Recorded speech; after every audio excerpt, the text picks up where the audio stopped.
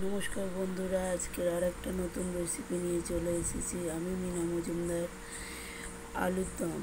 প্রথমে শিলে পোস্ত আর কাজু বাদাম বেটে নেব।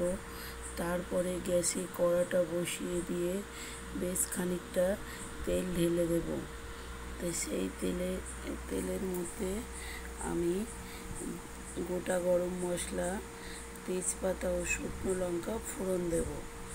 একটু ভেজে নিয়ে তার মধ্যে কেটে ধুয়ে রাখা আলুগুলো দিয়ে দেব। দিয়ে আলুগুলো ভালো করে ভাজতে থাকবো।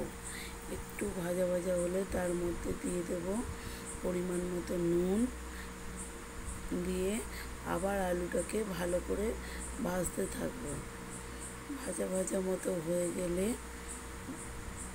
এলে তার মধ্যে দিয়ে দেবো কেটে রাখা টমেটো দিয়ে নেড়ে নিয়ে তার মধ্যে দিয়ে দেবো একটু আদা বাটা, লঙ্কা গুঁড়ো, হলুদ গুঁড়ো, জিরে গুঁড়ো ও চিনি দিয়ে ভালো করে কষে নেব। মশলার গায়ে থেকে তেল ছেড়ে এলে তার মধ্যে দিয়ে দেব 1.5 বাটির মতো জল দিয়ে ঢাকা দিয়ে দেব। ফুটে উঠলে তাতে দিয়ে দেব পোস্ত বাদাম বাটা। সেটা দিয়ে বেশ খানিকক্ষণ ফুটিয়ে নেওয়ার পরে তাতে দিয়ে দেব গরম মশলার গুঁড়ো দিয়ে খানিকক্ষণ নেড়ে নিয়ে নামিয়ে নেব আলুর দম। আমাদের আলুর দম রেডি হয়ে গেছে। এরপরে আমি করব ফ্রায়েড রাইসের জন্য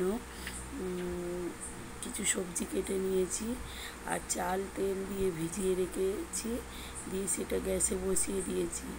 তারপরে এদিকে কড়া বসিয়ে তাতে তেল ও ঘি দিয়ে গরম করে নিয়েছি। নেওয়ার পরে তার মধ্যে দিয়ে দেব তেজপাতা, গোটা গরম মশলা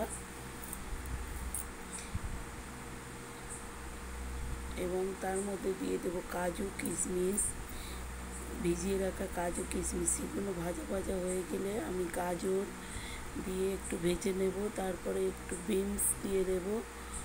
বিনসগুলো দিয়ে ভাজা ভাজা হয়ে গেলে তাতে ক্যাপসিকাম দিয়ে দেব।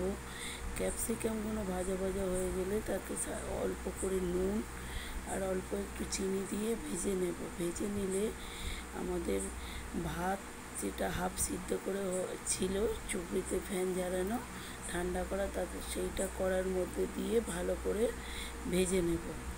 ভেজে নিলে আমাদের তৈরি হয়ে যাবে ফ্রায়েড রাইস।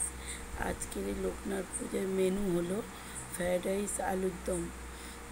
কেমন লাগলো বন্ধুরা? ভালো লাগলে একটা লাইক করে দেবেন, চ্যানেলটা সাবস্ক্রাইব করে দেবেন ও কমেন্ট করে দেবেন।